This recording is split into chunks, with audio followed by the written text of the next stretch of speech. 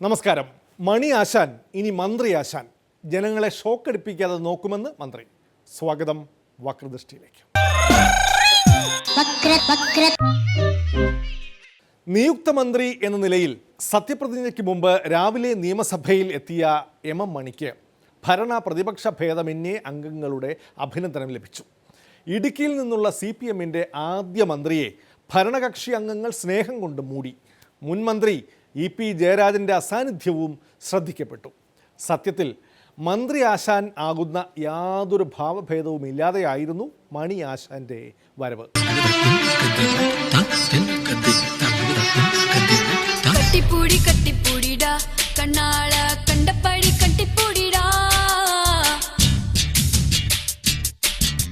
எந்த இடத்தில் சுகம் மிக அதிகம் கண்டுபிடிப்பேன்.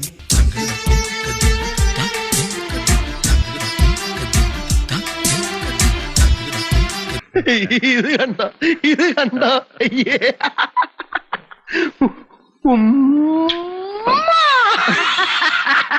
നല്ല തലയിലാണോ വിഷ്ണു എനിക്ക് തലേ മുഖം ഒരുപോലെ.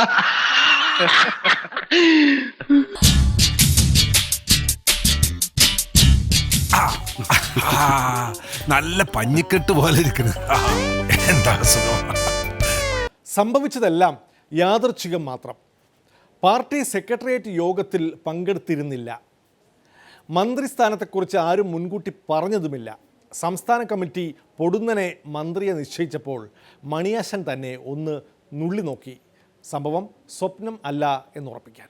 സെക്രട്ടറി എൻ്റെ പേര് പറഞ്ഞു. ഞാൻ അത്ഭുതപ്പെട്ടിരിക്കുകയായിരുന്നു.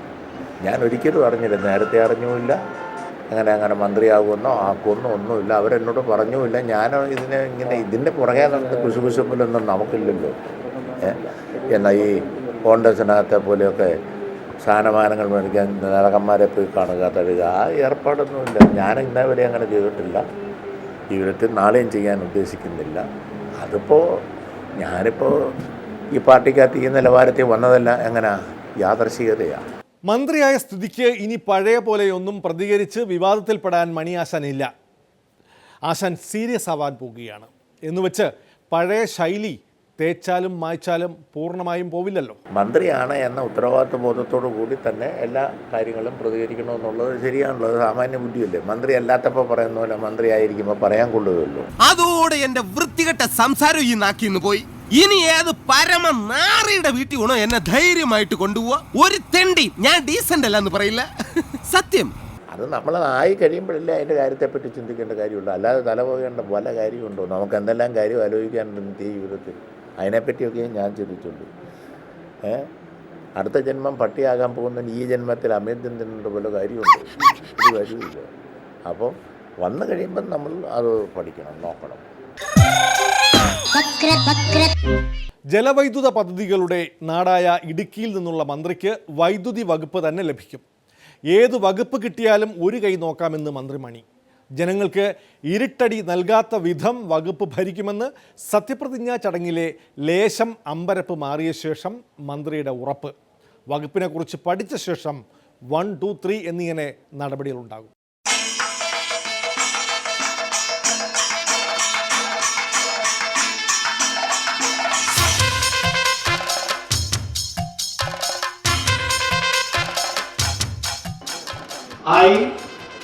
മണി ആയ ഞാൻ നിയമപടി സ്ഥാപിതമായ ഭാരതത്തിന്റെ ഭരണഘടനയോട് നിർവ്യാജമായ വിശ്വസ്തയും പൂർവ്വം പുലർത്തുമെന്നും ഞാൻ ഭാരതത്തിന്റെ പരമാധികാരവും അഖണ്ഡതയും നിലനിർത്തുമെന്നും എല്ലാ തരത്തിലുള്ള ജനങ്ങൾക്കും നീതി ചെയ്യുമെന്നും സകലവും പ്രതിജ്ഞ ചെയ്യുന്നു. ശംഖും വെഞ്ചാമരവും കൊമ്പും വീരാളിപ്പട്ടും കൂമ്പാരപ്പൊട്ടും പോരുളും ഈ ഉപകാരം ഞാൻ ഒരിക്കലും മറക്കൂല.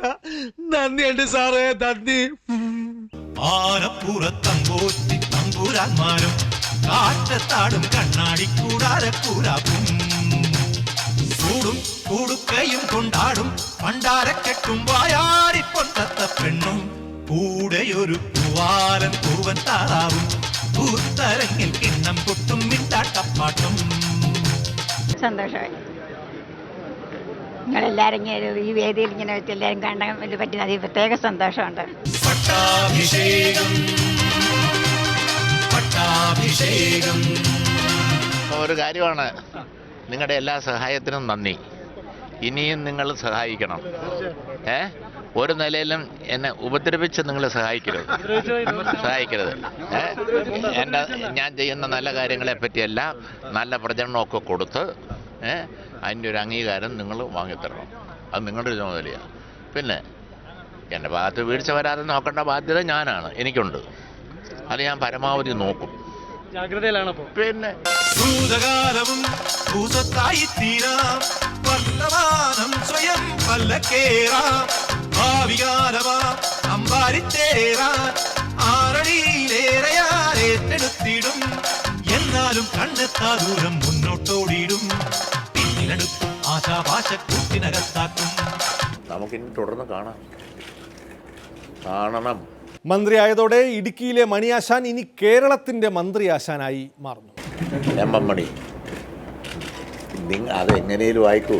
നിങ്ങൾ ഇനി മണിയാശാനെന്നോ എം മണിയെന്നോ മന്ത്രിമണിയെന്നോ നിങ്ങൾക്ക് ഇതിൽ ഇഷ്ടമുള്ളത് വിളിക്കാം. തള്ളക്ക് വിളി ഒഴിച്ച് ഒക്കെ വേണേ വിളിച്ചു, അതിലൊന്നും ഒരു കുഴപ്പമില്ലെന്ന്. അതെല്ലാം ആകാമെന്നുള്ള വേറെ ചീത്ത പ്രയോഗമൊന്നുമില്ലല്ലോ. 5 മാസ കാലാവധിക്കുള്ളിൽ മന്ത്രിസഭയിൽ നിന്ന് പുറത്തു പോകേണ്ടി വന്ന EP ജയരാജൻ കൂടി വരേണ്ടിയിരുന്നു സത്യപ്രതിജ്ഞാ ചടങ്ങിന് ശോഭ കൂട്ടാൻ.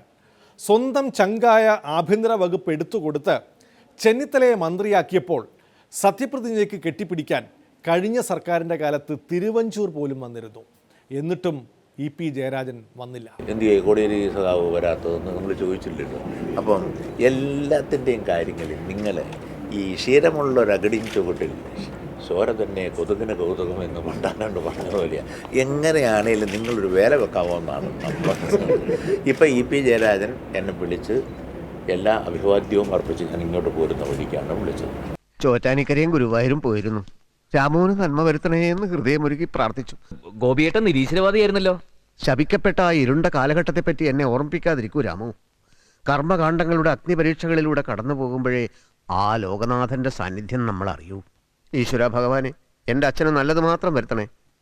സ്വത്ത് പാർട്ടീഷൻ ചെയ്തപ്പോൾ പരമദുഷ്ടനായ ആ മനുഷ്യൻ എനിക്കൊരു തുണ്ട് ഭൂമി തന്നില്ല രാമു. ഈശ്വര ഭഗവാനെ, അച്ഛന് നല്ലത് മാത്രം വരുത്തണേ. മണിയാശാൻ കൂടി വന്ന സ്ഥിതിക്ക് ഇനി എല്ലാം വേഗം ശരിയാകുമെന്ന് പ്രതീക്ഷിക്കാം. നോട്ട് നിരോധനത്തെ തുടർന്ന് കശ്മീർ ഉൾപ്പെടെ രാജ്യത്ത് മിക്കയിടങ്ങളിലും അക്രമ പ്രവർത്തനങ്ങളും ഭീകരപ്രവർത്തനങ്ങളും കുറഞ്ഞതായാണ് മറ്റൊരു റിപ്പോർട്ട്. വെള്ളം കുടിക്കാൻ പോലും കയ്യിൽ പൈസ ഇല്ലാത്തപ്പോൾ എന്ത് അക്രമം. സാമ്പത്തിക പ്രശ്നങ്ങളായി ജനങ്ങളുടെ മുൻഗണനാ വിഷയം. ബാക്കിയെല്ലാം അടിയിൽ പോയി. കണ്ണൂരിൽ ഉൾപ്പെടെ കേരളത്തിലും സ്ഥിതിഗതികൾ ശാന്തമായെന്നതിൻ്റെ ഏറ്റവും വലിയ തെളിവാണ് ഉന്നത പോലീസ് ഉദ്യോഗസ്ഥർ വിനോദ ഉല്ലാസ പരിപാടികളിൽ ഏർപ്പെട്ടിരിക്കുന്നു എന്നത്. Excise commissioner Rishiraj Singh cricket കളിയിലാണ്. നീ ആരെ കളിക്കാൻ കൊണ്ടുവരാന്ന് ഈ പറയണത്? എടാ സച്ചിൻ, എന്റെ വായിരിക്കണോലും കേൾക്കോട്ടെ. എടാ ഇതല്ല, പിന്നെ ഇത് വേറൊരു സച്ചിൻ, ബോംബെയിലുള്ള സച്ചിൻ എന്നാ പേര്. ഇന്ന് വൈകുന്നേരം തിരിച്ചു പോകും. രാവിലെ നമുക്ക് വേണ്ടി മാച്ച് കളിക്കാൻ സംഭവിച്ചിട്ടുണ്ട്. സച്ചിൻ തെണ്ടുക്കയുടെ കൂടെ കളിച്ചിട്ടുണ്ടെന്നൊക്കെയാ പറഞ്ഞത്.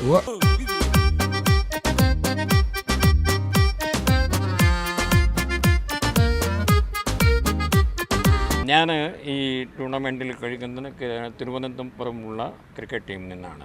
ഇവിടെ സ്റ്റേറ്റ് ലെവൽ വരെയുള്ള ടൂർണമെൻറ്റ് വരെ നമ്മൾ കളിച്ചിട്ടുണ്ട്. Opening batsman, left arm bowler. നോക്കാം.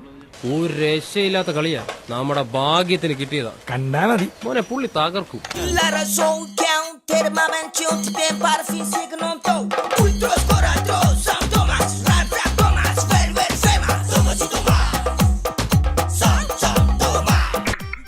നമുക്കൊരു 4 ബാറ്റ് കൂടി വാങ്ങണം സാർ.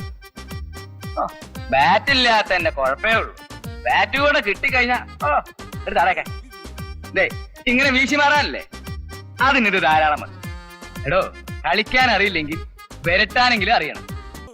ഇതിങ്ങനെ പൊക്കി പിടിച്ച് 4 വശത്തേക്കൊക്കെ നോക്കി നിലന്തല്ലി മാതിരി ഇങ്ങനെ ഇടിച്ച് ദൂരേക്ക് നോക്കി കൈ വീശി കാണിച്ച് അതിന്റെ ഒരു ലൈൻ അതാ.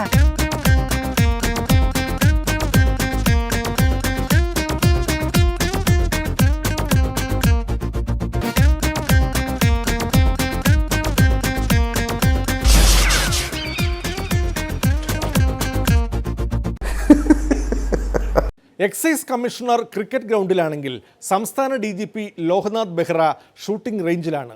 പോലീസിൻ്റെതല്ല വെടിവയ്പ്, ഷൂട്ടിംഗ് മത്സരങ്ങളിലാണെന്ന് മാത്രം. എനിക്കൊരു തോക്ക് വേണം സാർ, ഒരു തോക്ക്. അതെ, ഇന്നെങ്ങാനും പൊട്ടിക്കോ, ഇത് വെക്കാനാ. എന്റെ കോൺസെൻട്രേഷൻ പോണു, ഒച്ച വെക്കല്ലേ. അല്ല, വെടി മാറി എന്റെ നെഞ്ചത്ത് കൊണ്ടാ, ഒച്ച വെക്കാമോ? അല്ല സഹോദരവ, ഈ വെടി കൊള്ളാനുള്ള ആൾക്കാർ ഇതേ ഹൈറ്റിൽ മതിലേ കയറി അനങ്ങാതെ നിന്ന് തരുവാ.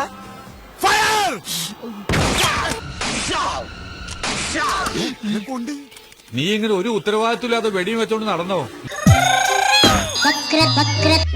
കുറഞ്ഞപക്ഷം വിജിലൻസ് ഡയറക്ടർ ജേക്കബ് തോമസിനെങ്കിലും ഇപ്പോൾ പോലീസിൽ പണിയുണ്ടെന്ന് കരുതാം. വക്രദൃഷ്ടിയിൽ ഇടവേളയാണ്. ആപ്പിലായ നോട്ട്. ഇടവേളയ്ക്ക് ശേഷം. കളർ ഇളകുന്നു, അതിനെക്കുറിച്ച് ചോദിച്ചപ്പോൾ അദ്ദേഹം പറയുന്നു ഇത് തന്നെയാണ്, ഇത് നല്ല നോട്ടാണ്, ഫേക്ക് അല്ല എന്നതിൻ്റെ തെളിവ് ഇന്ത്യയിലെ നോട്ടിൻ്റെ കളർ ഇളകുന്നു എന്നുള്ളതാണ്.